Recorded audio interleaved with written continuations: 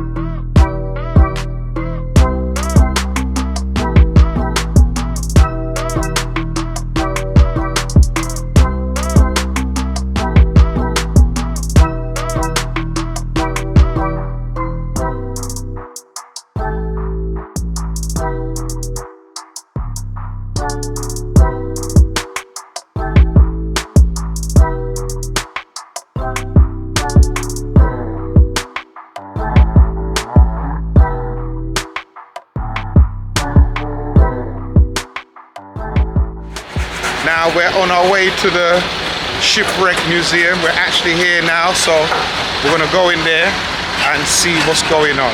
Yeah, the Shipwreck Museum. Follow me. It is really incredible. It was forgetting the story. Sometimes it was the center of the world, like said, in another period was completely. Wonderful. Thank you very much, sir.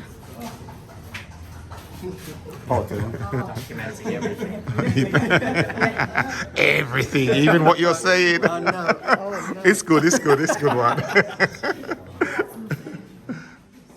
6 million Africans were shipped through these islands on their way to the Americas or to Europe.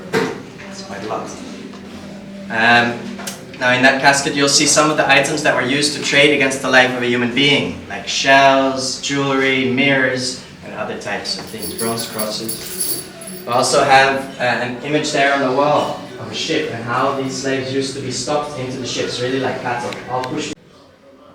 Then finally on that wall we have an image from Mali that shows some of the... Hi, hello my friend, how you doing, you alright? Yeah, I'm alright, yeah. So what do you say this is? It's a cannon. This is the cannon of a ship that was taken from the water. So it's been in the water for, who knows, hundreds of years. And you can see it's fully rusted. After you take it out, that salt is penetrated in.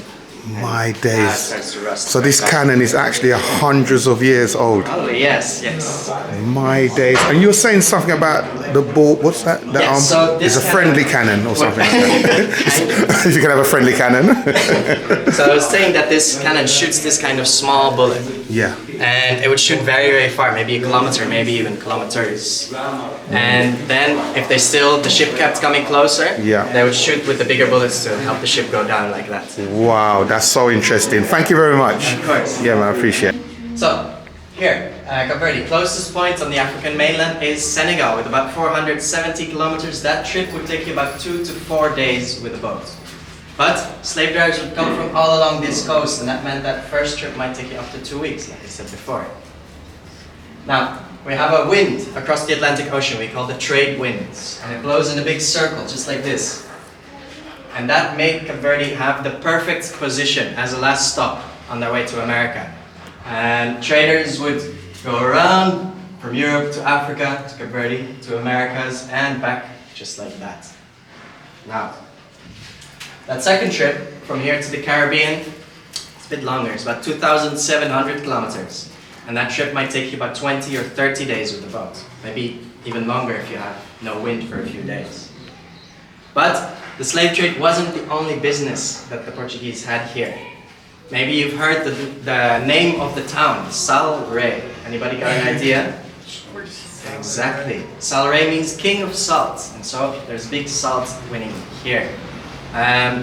Also, we have, of course, reparation and restocking of ships. Anytime ships would stop here, they would get food and water, repair their ship before they make that big trip across the Atlantic Ocean. So we have some items for working on wood, repairing ships, stuff like that. Now, in here on this side, we have some items of a factory that used to can fish. Now, this is a bit more recent, but they closed the factory. It was in the hands of the Portuguese, and so when the Portuguese got kicked out, when they got their independence, the factory closed down, and later they destroyed that factory. But we still have some of the items here.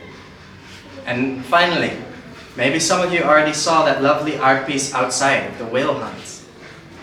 We've got some harpoons here, but these harpoons, guys, they're reproduction. You have to imagine, because if you look right above you there, you'll see the rib of a blue whale. Wow, yes, exactly. That whale would not fit into this room, and so these harpoons start to look like toothpicks, no? Yes. Yes. Around the 1800s, boats would come here from America to hunt the whales. And they did that to take the fat. They wanted the fat. They would take that back in order to make lamp oil out of it. They had a factory in Boston. And later, this comes back in the story of Cape Verde. Because actually the Cape Verdeans were working on the boats.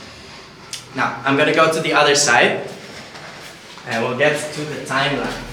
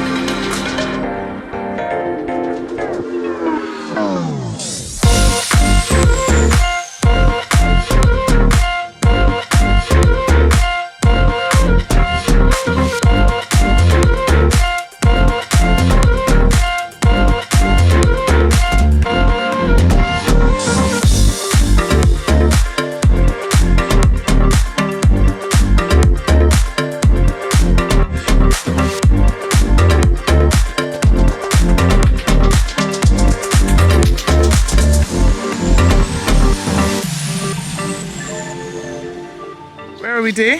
Hey, what's going on? Yeah, we're actually at the fish market now.